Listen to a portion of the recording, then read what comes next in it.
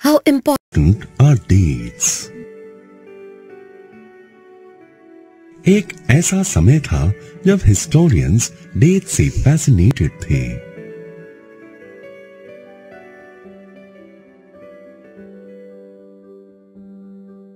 किस डेट को रूलर को क्राउन किया गया और किस डेट को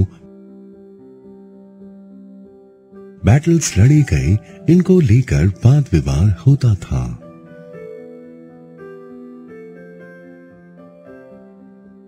कॉमन मैन के लिए हिस्ट्री डेट्स के साथ सिनोनिमस है।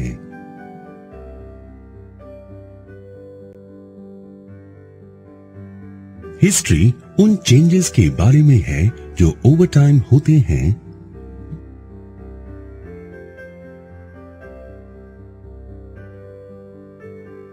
हिस्ट्री में हम पता लगाते हैं कि पास्ट में चीजें कैसी थीं और प्रेजेंट में वो कैसे चेंज हुई। जैसे जैसे हम पास्ट को प्रेजेंट से कंपेयर करते हैं, हम टाइम को रेफर करते हैं और हम बिफोर और आफ्टर की बात करते हैं। कभी कभी जो processes over a period of time होती हैं, उनके लिए प्रिसाइज डेट्स फिक्स करना उचित नहीं है।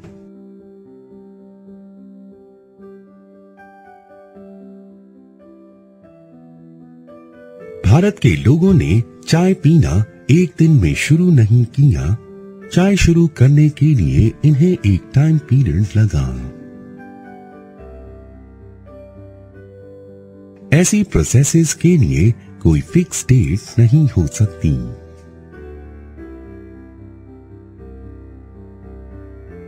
इसी तरह से ब्रिटिश रूल के इस्टेब्लिश होने के लिए हम एक डेट फिक्स नहीं कर सकते।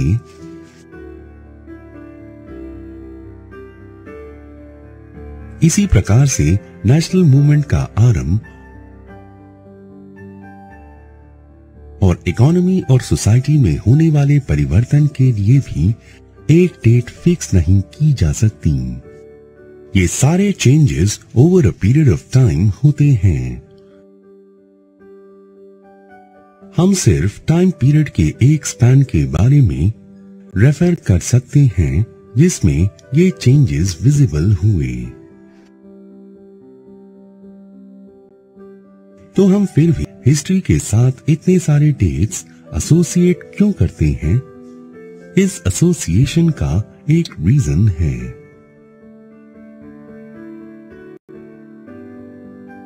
एक समय था जब हिस्ट्री का अर्थ बैटल्स और बिग इवेंट्स था।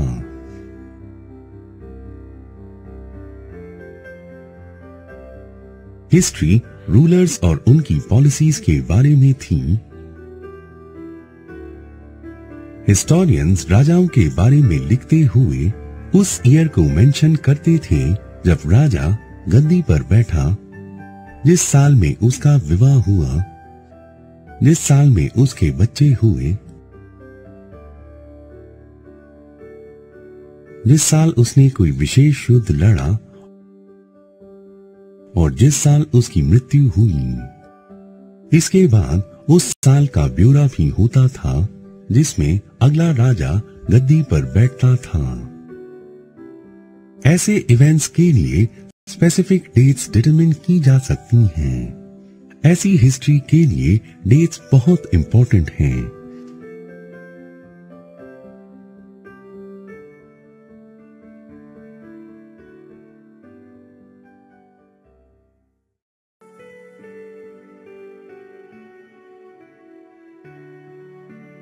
किस क्राइटेरिया के तहत हम सेट ऑफ डेट्स को इंपॉर्टेंट मानते हैं? जिन डेट्स के आसपास हम पास्ट की स्टोरी कंपोज करते हैं अपने आप में इंपॉर्टेंट नहीं है। ये इंपॉर्टेंट तब बनती हैं जब हम पर्टिकुलर सेट ऑफ इवेंट्स पर फोकस करते हैं। अगर हमारा स्टडी का फोकस चेंज हो जाए तो हम नए इश्यूज की तरफ देखते हैं और तब नई सेट ऑफ डेट्स अपीयर होती हैं। How do we पीरियडाइज? 1817 में जेम्स मिल, जो कि एक स्कॉटिश इकोनॉमिस्ट और पॉलिटिकल फिलोसोफर थे, अपनी 3 वॉल्यूम में किताबें निकाली। A History of British India। इन्होंने अपनी किताब में इंडियन हिस्ट्री को 3 पीरियड्स में डिवाइड किया, हिंदू, मुस्लिम और ब्रिटिश। इस पीरियडाइजेशन को वाइडली एक्सेप्ट किया गया। क्या आपके अनुसार इंडियन हिस्ट्री को इस नजरिए से देखने में कोई प्रॉब्लम है? हम हिस्ट्री को अलग अलग पीरियड्स में डिवाइड करने का प्रयास क्यों करते हैं? हम ऐसा किसी भी समय के कैरेक्टरिस्टिक्स को कैप्चर करने के लिए और उसके सेंट्रल फीचर्स को एम्फसाइज करने के लिए करते हैं।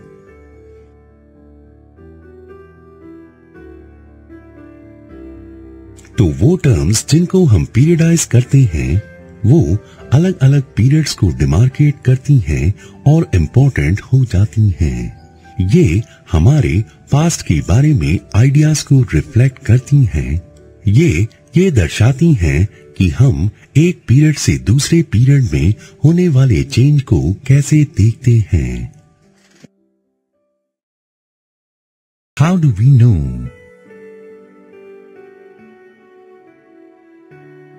इंडियन हिस्ट्री के पिछले 250 सालों के बारे में लिखने के लिए हिस्टोरियंस कौन से सोर्सेस का प्रयोग करते हैं?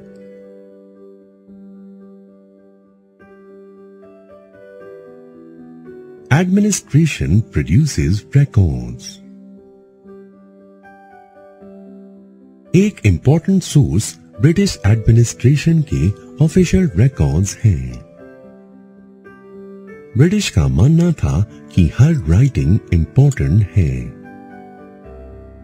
हर instruction, plan, policy decision, agreement, investigation clearly written होना चाहिए।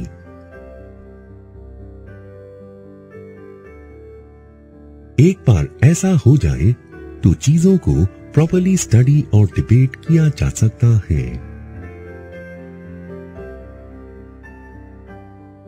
उनके इन विचारों से मेमोज, नोटिंग्स और रिपोर्ट्स का एडमिनिस्ट्रेटिव कल्चर इवॉल्व हुआ।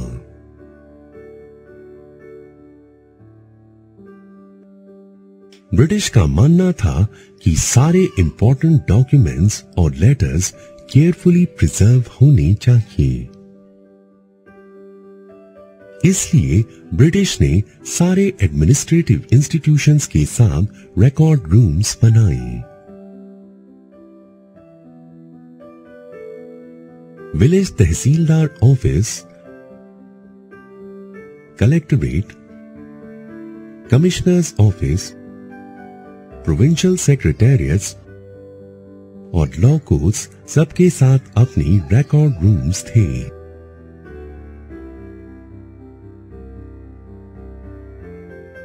स्पेशलाइज्ड इंस्टीट्यूशंस जैसे कि आर्काइव्स और म्यूजियम्स भी बनाए गए जहां पर इंपॉर्टेंट रिकॉर्ड्स प्रिजर्व किए जाते थे। लेटर्स और मेमोज जो एडमिनिस्ट्रेशन की एक ब्रांच से दूसरी ब्रांच में जाते थे, 19th सेंचुरी के अर्ली पार्ट में वो अभी भी आर्काइव्स में ढूंढे जा सकते हैं। आप अभी भी उन नोट्स और रिपोर्ट्स को देख सकते हैं जो डिस्ट्रिक्ट ऑफिशियल्स प्रिपेयर करते थे या जो इंस्ट्रक्शंस और डायरेक्टिव्स टॉप ऑफिशियल्स द्वारा प्रोविंशियल एडमिनिस्ट्रेटर्स को भेजे जाते थे। 19th सेंचुरी के अर्ली ईयर्स में इन डॉक्यूमेंट्स को केयरफुली कॉपी किया जाता था और बहुत सुंदर राइटिंग में कैलीग्राफिस्ट द्वारा लिखा जाता था।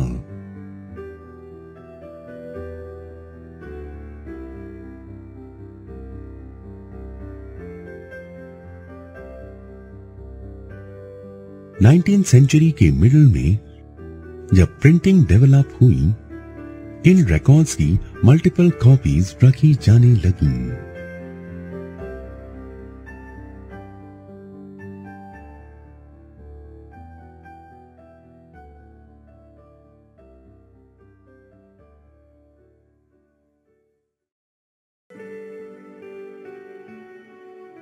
कॉलोनियल एडमिनिस्ट्रेशन के अंडर प्रैक्टिस ऑफ सर्वेइंग भी इंपॉर्टेंट हुई।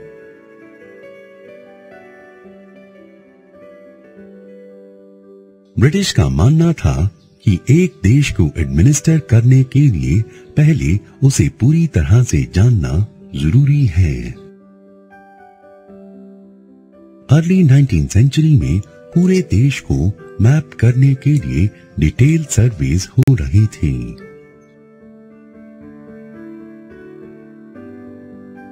विलेजेस में रेवेन्यू सर्वे हुए,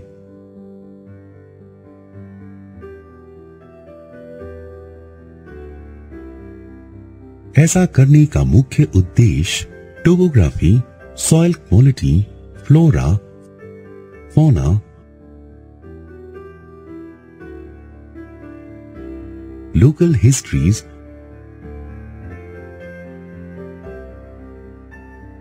और क्रॉपिंग पैटर्न्स को जानने का था।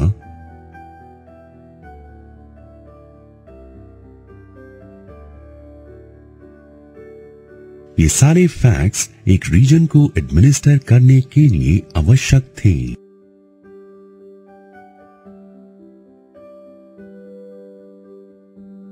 नाइनटीन सेंचुरी के एंड से हर 10 साल में सेंसस होने लगा।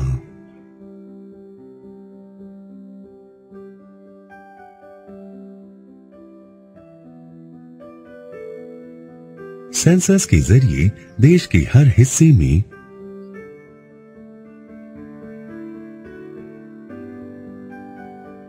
लोगों के कास्ट, रिलीजन और ऑक्यूपेशन के बारे में डिटेल्ड रिकॉर्ड बनाए गए। दूसरे भी बहुत प्रकार के सर्वे होते थे, जैसे कि botanical surveys, zoological surveys, archaeological surveys, anthropological surveys और फॉरेस्ट सर्वेज।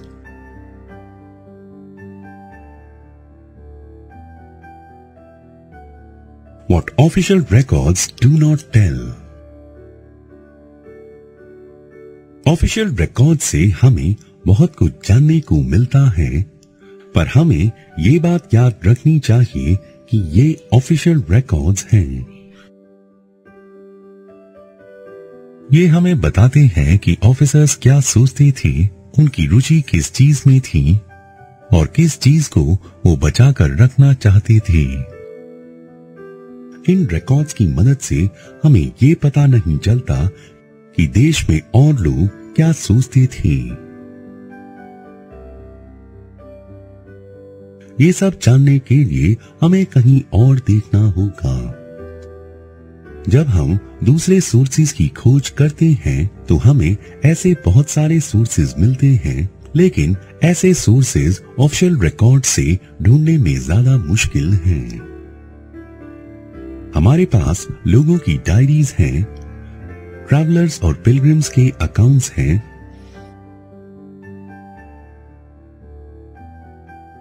इंपॉर्टेंट पर्सनालिटीज की ऑटोबायोग्राफीज हैं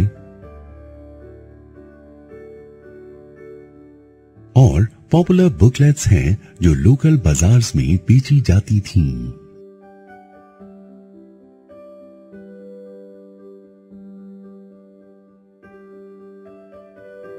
जैसे जैसे प्रिंटिंग का स्प्रेड हुआ, न्यूज़पेपर्स पब्लिश होने लगे और इश्यूज पब्लिक में डिबेट होते थे।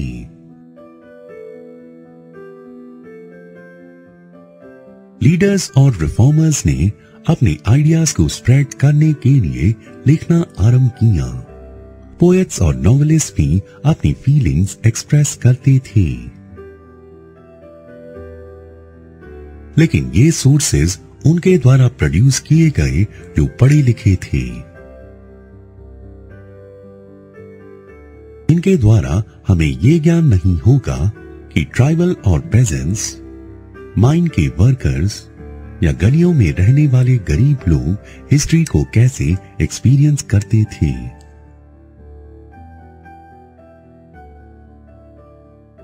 इनके जीवन के बारे में जानना एक मुश्किल काम है।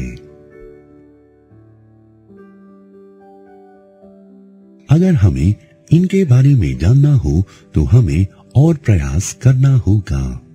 जब आप इस किताब को पढ़ेंगे तो आपको ज्ञान होगा कि ऐसा कैसे किया जा सकता है।